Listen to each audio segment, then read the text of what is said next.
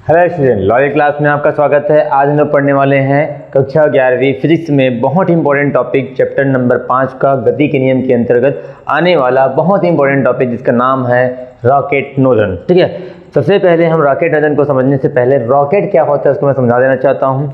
Rocket एक प्रकार का वाहन होता है जिसमें कोई व्यक्ति बैठ करके अंतरिक्ष यात्री बैठ करके अंतरिक्ष में चला जाता है, फिर दूसरे ग्रह में या फिर चंद्रमा पर चला जाता है, वो होता है अपना रॉकेट। या फिर ऐसा बोल सकते हैं कि इस रॉकेट के माध्यम से हम लोग किसी सैटेलाइट को क्या करते हैं, पृथ्वी के कक्षाओं में क्या करते हैं, लॉन्च करते हैं, तो इसे हम लोग क्या कहते हैं, रॉकेट कहते हैं। रॉकेट जो होता है वो न्यूटन के तृतीय नियम तथा रेखीय संवेग संरक्षण पर आधारित एक आधारित होता है, या फिर ऐसे बोल सकते हो कि न्यूटन के तृतीय नियम तथा रेखीय संवेग संरक्षण पर सिद्धांत पर क्या करती है, कार्य करती है। आप ऐसे बोल सकते हो। ठीक है, जैसे कि रॉकेट जो है कैसे काम करता है, उससे पहले हम लोग एक और बात कर लेते हैं कि रॉकेट के अंदर में क्या क्या रहता है, कैसे कैसे यहाँ पे ईंधन जलती है और किस प्रकार से रॉकेट उठता है, उसको मैं आपको बता देता हूँ। लॉन्चिंग कैसे होती है इसको बताते हैं। ठीक है, देखो आपको यहाँ पे रॉकेट दिखाई दे रहा होगा। ठीक है, रॉकेट में अंदर में 3 पार्ट होते हैं। एक होता है द्रव ईंधन, एक होता है यहाँ पे द्रव ऑक्सीकरण, जहाँ नाम लिखा हुआ देख लो, है ना। यहाँ पे इस प्रकार से आपको दहन कक्ष दिखाई दे रहा होगा। ठीक है, तो क्या होता है कि ईंधन कक्ष में क्या होता है, ईंधन भरा रहता है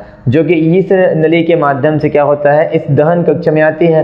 द्रव ऑक्सीकारक इसको ऑक्सीजन क्या करता है, देता है, और ऑक्सीजन की उपस्थिति में क्या होती है, ये जो ईंधन है यहाँ से आई हुई ईंधन ये जलने लगती है। ठीक है, और जलेगी तो क्या होगा, उसका जो धुआं बनेगा, उसका जो गैस बनेगा वो नीचे की तरफ निकलने लगता है। जेट नली के माध्यम से, छोटे छिद्र के माध्यम से निकलता है, तीव्र वेग से नीचे की ओर बाहर निकलती है। ठीक है, अतः इसे बोल सकते हैं कि गैस द्वारा नीचे की तरफ क्या लगाया जाता है, क्रियाबल लगाया जाता है, क्रियाबल। ठीक है, और इस गैस के क्रियाबल के कारण उतने ही परिमाण का विपरीत दिशा में क्या लगता है, एक प्रतिक्रिया बल लगती है जिसे हम रॉकेट का प्रणोद कहते हैं। ठीक है, तो इसी प्रणोद की वजह से रॉकेट जो है वो ऊपर की ओर उठने लगता है। ठीक है, इस प्रकार से रॉकेट जो है वो लॉन्चिंग होती है, रॉकेट का नोदन होता है, इसी को हम कहते हैं रॉकेट का नोदन। ठीक है, इस प्रकार से काम होता है। ठीक है, यहाँ पे क्रियाबल प्रतिक्रिया बल के आधार पर काम हुआ है, अतः यहाँ पे न्यूटन का तृतीय नियम लगता है। ठीक है, अब मैं आपको आगे की कहानी बताता हूँ। देखिए, कहानी यह है कि द्रव ईंधन मान लो कुछ इसका भी भार होगा, मान लो 5 किलोग्राम का मैं यहाँ पे लिया हूँ। ठीक है, अब ये ईंधन जलेगी दहन कक्ष में, तो गैस के रूप में क्या हो जाएगी, बाहर निकलेगी।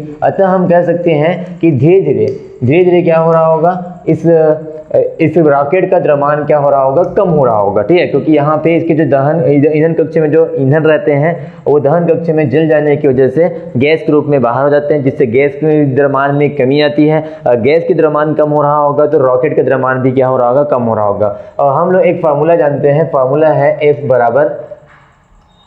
बराबर ma, ये है न्यूटन का द्वितीय नियम। ठीक है, यहाँ से मैं अगर F के नीचे a को लेके आऊँ इस प्रकार से, तो ये बन गया m करके, है ना।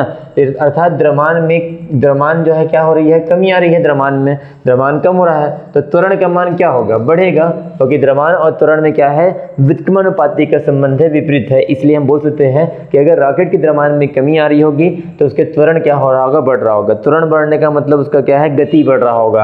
अर्थात जैसे जैसे ऊपर उठती है रॉकेट का गति और त्वरण दोनों क्या होने लगते हैं, बढ़ने लगते हैं। ठीक है, तो इस प्रकार से रॉकेट नोदन काम करता है। ठीक है, चलिए अब हम लोग क्या करेंगे, अगला जो टॉपिक बनता है, अगला जो क्वेश्चन बन के आता है वो रॉकेट के त्वरण का व्यंजक निकालना। ये जो रॉकेट ऊपर गति कर रही है तो इसका त्वरण जो है कुछ ना कुछ तो होगा, उस त्वरण का मान हम लोग को निकालना है। ठीक है, तो त्वरण के व्यंजक के सबसे पहले स्टेप में आपको कुछ मान लेने हैं। जैसे रॉकेट का प्रारंभिक द्रव्यमान आपको मानना पड़ेगा।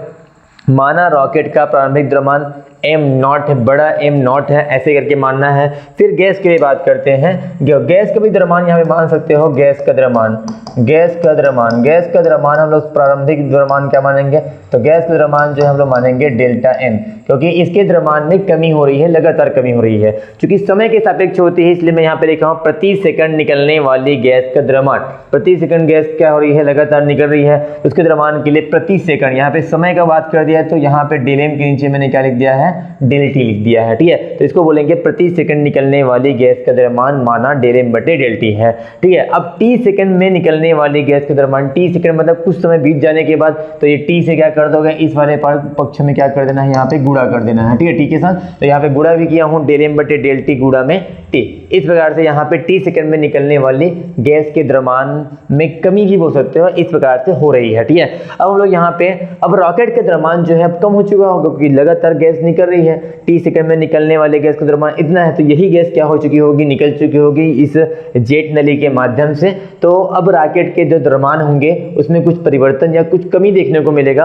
यहाँ पे बोला था द्रव्यमान में कमी हो जाती है, तो टी सेकंड पश्चात रॉकेट का द्रव्यमान में आई कमी जो होगी वो इस प्रकार से m नॉट माइनस, ठीक है, इस वाले को घटा देंगे, जो गैस निकल रही है टी सेकंड में उसको घटा देंगे। तो प्रारंभिक द्रव्यमान m नॉट है, उसमें अगर हम इस निकले हुए गैस के द्रव्यमान को अगर घटा दें तो ये निकलता है रॉकेट का फाइनल द्रव्यमान, ठीक है। और द्रव्यमान में कमी हो रही है, यहाँ पे माइनस का चिन्ह है, अतः द्रव्यमान में कमी होगा, उसका त्वरण क्या होगा, बढ़ेगा, अतः वो तेज गति से गति करके ऊपर की ओर और आगे बढ़ने लगता है, ठीक है। अब इसका इतना चीज आपने माना है, अब चालू करेंगे, अब लगाएंगे यहाँ पे अगला कहानी में। अगला मैं आपको बता देता हूँ, आपको स्टेप नंबर 2 में लगाना है रेखीय संवेग संरक्षण का नियम, ठीक है। मैंने बताया था कि यह रेखीय संवेग संरक्षण के नियम पर भी आधारित है, इसलिए यहाँ पे लगाया हूँ। रेखीय संवेग संरक्षण के नियम से रॉकेट के संवेग में परिवर्तन और गैस के संवेग में परिवर्तन दोनों ही क्या होते हैं, बराबर होते हैं, ठीक है। ऐसा करके आप क्या करना है, तो आपको संवेग में परिवर्तन निकालना है, तो कैसे निकालोगे आप, तो सर द्रव्यमान होता है और द्रव्यमान गुणित वेग को क्या बोलते हैं हम लोग, संवेग बोलते हैं, द्रव्यमान और वेग का गुणा।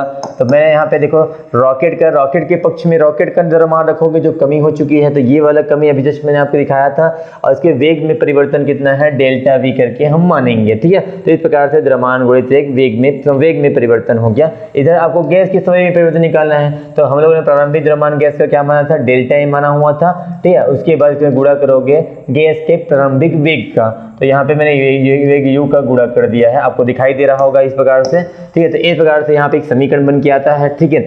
अब इस समीकरण से हम लोग को त्वरण का सूत्र निकालना है, तो आपको क्या करना पड़ेगा, हम त्वरण का सूत्र जानते हैं कि डेल्टा वी की जगह डेल्टा टी आ जाए, कैसे भी करके डेल्टा टी ला दें, तो क्या हो जाएगा, ये बन जाएगा त्वरण, क्योंकि वेग में परिवर्तन को हम क्या कहते हैं, त्वरण ही कहते हैं। जिसमें डेल्टा टी लाना है, तो हम लोगों ने क्या किया, इनके दोनों पक्षों में, है ना, दोनों पक्षों में डेल्टा टी से भाग कर दिया, जिससे क्या हो जाए, यहाँ पे इसके नीचे डेल्टा टी आ जाए और यहाँ पे डेल्टा एम के नीचे भी डेल्टा टी आ जाए। अब ये जो delta we by delta T बचा, ये वाला पार्ट, ठीक है, ये वाला पार्ट जो कि त्वरण को बता रहा है, इसलिए मैं यहाँ पे हम जानते हैं करके त्वरण भी लिख दिया है, और इसके जगह मैं ए लिख देने वाला हूँ, तो यहाँ मैंने ए लिख दिया है, बाकी मैंने जैसे का तैसा रखा हुआ है। अब आपको इसी त्वरण का मान निकालना है, तो आप क्या करोगे, इस वाले पार्ट को पूरा इधर पक्षांतर करके भाग में डाल दोगे, क्योंकि ये गुणा में है।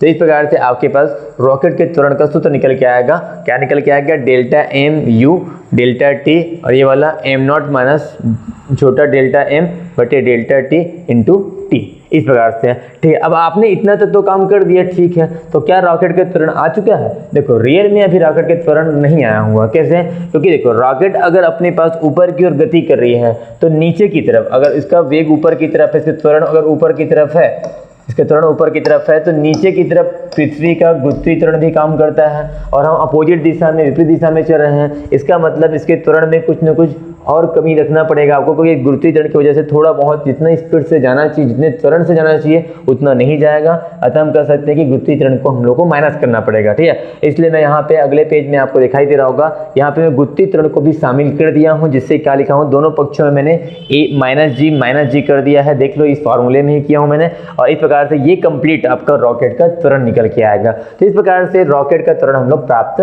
कर लेते हैं, ठीक है। तो ये सब आपका फॉर्मूला बन गया है अपने पास, किसका, रॉकेट नोदन के लिए, रॉकेट के त्वरण का व्यंजक, ठीक है। तो आज की वीडियो में केवल इतना ही पढ़ते हैं, और भी मैं रॉकेट से संबंधित कुछ बातों को लेके आऊंगा, तो अगले वीडियो का इंतजार कीजिए। धन्यवाद।